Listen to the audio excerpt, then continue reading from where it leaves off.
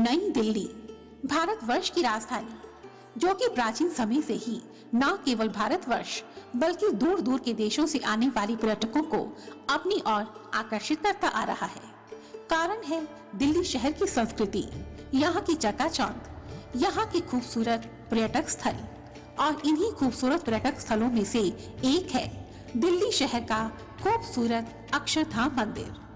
यह विशाल और खूबसूरत मंदिर पूर्ण रूप से भगवान स्वामी नारायण को समर्पित है और इसी कारण इसे स्वामी नारायण अक्षरधाम मंदिर भी कहा जाता है। यमुना नदी के तट पर स्थित अक्षरधाम हिंदू मंदिर हिंदू धर्म और इसकी प्राचीन सभ्यता तथा संस्कृति को दर्शाता है। इस विशाल मंदिर में लाखों हिंदू साहित्यों और संस्कृतियों तथा कलाकृतियों को मनमोहक अंदाज में दर्शाया गया है। स्वामी नारायण में हिंदुओं के अनुसार अक्षरधाम शब्द का अर्थ है भगवान का घर। भगवान के भक्तों का ऐसा मानना है कि अक्षरधाम भगवान का निवास स्थान हुआ करता था।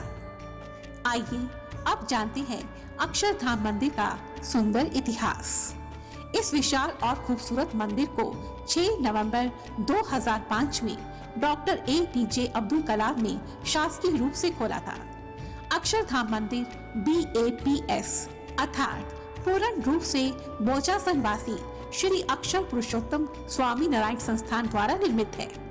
एक विशाल और खूबसूरत कॉम्प्लेक्स के बीच में बना हुआ अक्षरधाम मंदिर वास्तुशास्त्र और पंचरात्र शास्त्र के अनुसार बना हुआ है। कॉम्प्लेक्स का मुख्य आकर्षण अक्षरधाम मंदिर है, जिसमें 141 फुट ऊंचे, 350 फीट लंबे, 315 फीट चौड़े ऊंचे स्मारक हैं। मंदिर में देवताओं, संगीतकारों, नृत्यों, वनस्पतियों और जीवों की मनमोहक छवियों के साथ साथ नक्काशीदार दीवारें और छत है। मंदिर की वास्तुकला। स्वामी नारायण अक्षरधाम मंदिर का निर्माण भारतीय वास्तुकला की कई प्राचीन शैलियों से किया गया है। इस मंदिर के निर्माण में महर्षि वास्तुकला के सिद्धांतों का सावधानी पूर्वक पालन किया गया था।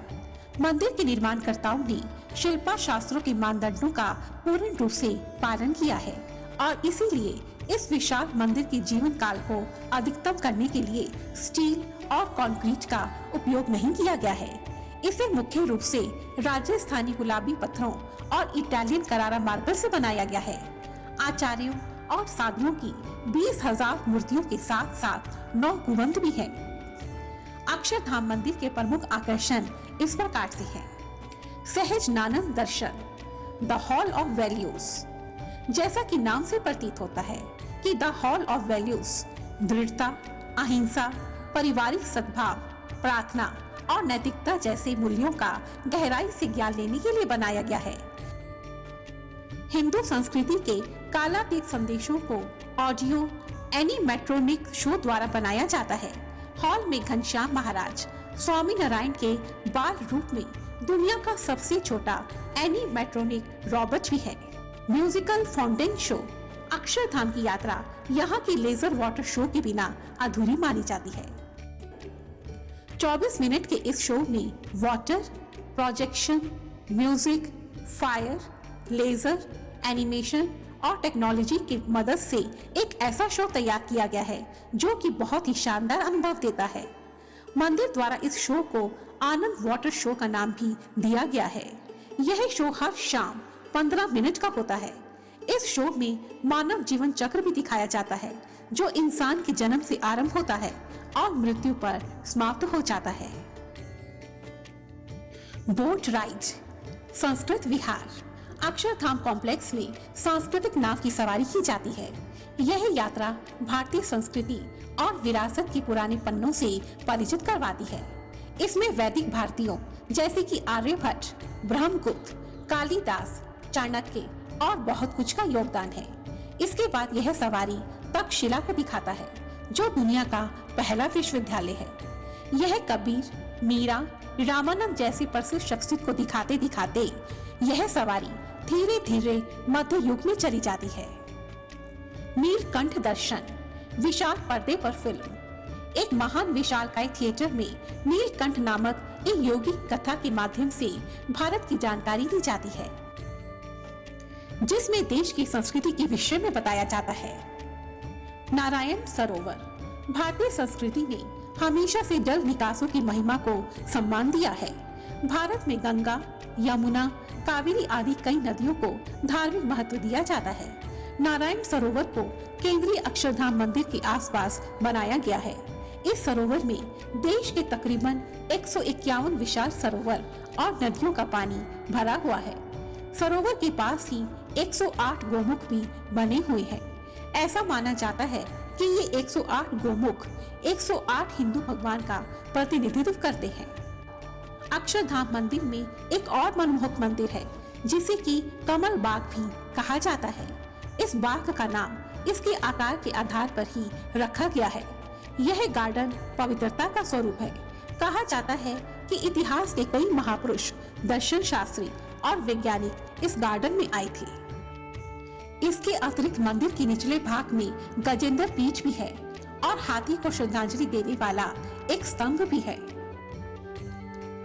यहाँ पर 148 विशाल हाथी बनाए गए हैं जिनका वजन तकरीबन 3000 टन है। मंदिर के गुंबद के नीचे 11 फुट ऊंची स्वामी नारायण भगवान की अभय मुद्रा में बैठी हुई एक विशाल मूर्ति है। अक्षरधाम में बनी प्रत्येक मूर्ति हिंदू परंपरा के अनुसार पंच धातु से बनाई गई है। इस मंदिर में सीताराम, राधा कृष्ण, शिव पार्वती और श्री लक्ष्मी नारायण की भी मूर्तियां हैं। अक्षरधाम मंदिर का एक और आकर्षण गार्डन ऑफ इंडिया है। मुख्य रूप से यह मंदिर के क्षेत्र में बना हुआ एक बड़ा लॉन है। इस गार्डन में बहुत सी कांसे की मूर्तियां बनी हुई हैं, जो देश के कुछ महापुरुषों को श्रद्धांजलि देते हुए नजर आती हैं, जैसे कि देश के सैनिक, बाल हीरो, महान महिलाएं और महान पुरुष देशभक्त। आइए अब जानते हैं मंदिर के टाइमिंग्स। मंदिर में एंट्री टाइम है सुबह 9:30 बजे से शाम के 6:30 बजे तक। प्रदर्शनी का समय है सुबह 10:30 बजे से शाम 6 बजे तक। वाटर शो के टाइमिंग्स है शाम 7:45। एंट्री टिकट का प्राइस है 170 रुपीज एडल्ट के लिए। सीनियर सिटीजन की टिकट प्राइस है 125 रुपए। 4 साल से कम उम्र के बच्चों के लिए एंट्री बिल्कुल फ्री है। दिल्ली शहर का अक्षरधाम मंदिर भारतवर्ष की संस्कृति, यहाँ की सभ्यता और ऐतिहासिक कलाकृतियों को पूर्ण रूप से बयान करता है। हमें भारतवर्ष के इन मंदिरों पर हमेशा गर्व होना चाहिए। हमें गर्व होना चाहिए कि आज भी हम ऐसे देश में रहते हैं जहाँ के लोग सदियों पुरानी परंपराओं को आज भी मानते हैं। यदि आप दिल्ली आ रहे हैं तो अक्षरधाम मंदिर जरूर जाइए। यहाँ के मनमोहक दृश्य आपके मन को एक असीम आनंद से भर देंगे, ऐसा मुझे पूर्ण विश्वास है। धन्यवाद।